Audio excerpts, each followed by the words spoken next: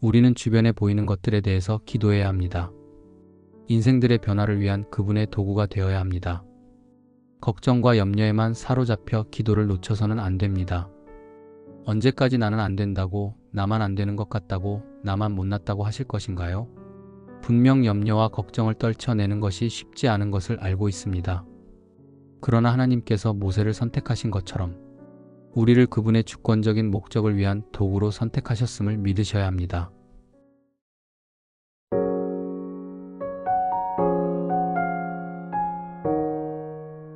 하나님은 우연히 우리를 어딘가에 두시는 법이 없습니다. 가끔 일상을 살아가다 보면 질문을 할 때가 참 많은 것 같습니다. 하나님, 왜 저만 이런 험한 곳에 혼자 두시나요? 옆집 아무개는 악하게 사는데도 복을 주시는 것 같고 나는 하는 일마다 되는 것이 없다고 느낄 때도 있습니다. 그러나 하나님의 계획 아래에는 우연이 없음을 믿으셔야 합니다. 여러분에 대해서도 마찬가지입니다. 지금 내 눈앞에 놓인 것들만 바라보면 되는 것도 없고 끝까지 안 될 것 같다는 부정적인 생각이 때로는 들기도 할 것입니다.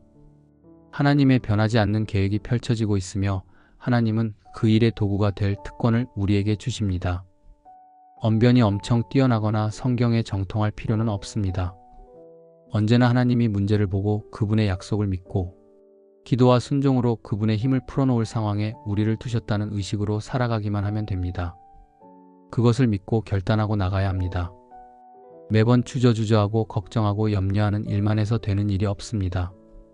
미국 남가주 선밸리에 위치한 마스터스 신학교 교수로 재직 중인 밀턴 빈센트는 자신의 서적 크리스천들을 위한 복음 입문서에서 에베소서 1장 4절을 다음과 같이 조명합니다.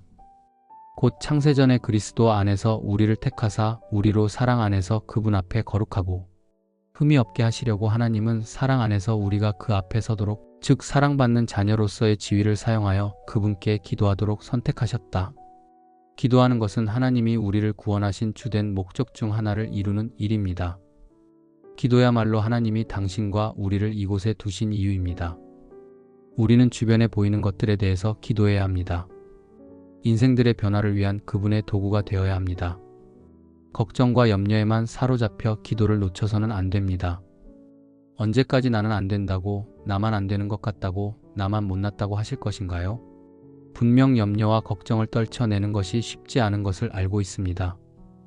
그러나 하나님께서 모세를 선택하신 것처럼 우리를 그분의 주권적인 목적을 위한 도구로 선택하셨음을 믿으셔야 합니다. 하나님이 우리를 현재의 자리에 두신 이유는 주변을 돌아보며 문제를 발견한 뒤에 그분께 나아와 기도하게 만들기 위해서입니다. 문제를 발견하고 그 문제로 낙담되어 쓰러져서 언제까지 기한도 없이 힘들라고 하나님이 우리를 지금의 자리에 놔 두신 것이 아닙니다. 그래서 하나님이 우리를 구원하신 주된 목적을 생각하며 기도를 해야 합니다. 하나님, 여기에 당신의 나라가 임하게 해주십시오. 이곳에서 당신의 약속이 이루어지게 해주십시오. 이 순간 당신의 뜻이 이루어지길 원합니다. 우리가 확신과 기대로 기도하는 이유는 하나님의 계획은 변하지 않기 때문입니다. 그리고 우리의 기도가 그 계획이 펼쳐지는데 하나의 도구로 사용되기 때문입니다. 하나님의 계획은 반드시 이루어지고 정말 놀랍게도 우리가 그 계획이 이루어지는 과정의 일부가 될 수 있습니다.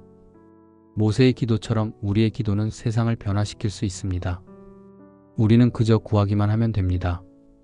그저 구하기만 하면 되는 것 자체가 너무 추상적이다고 생각하실 수도 있을 것입니다. 때로는 기도만 한다고 해서 내 눈앞에 먹을 것이 바로 나오지도 않기 때문입니다.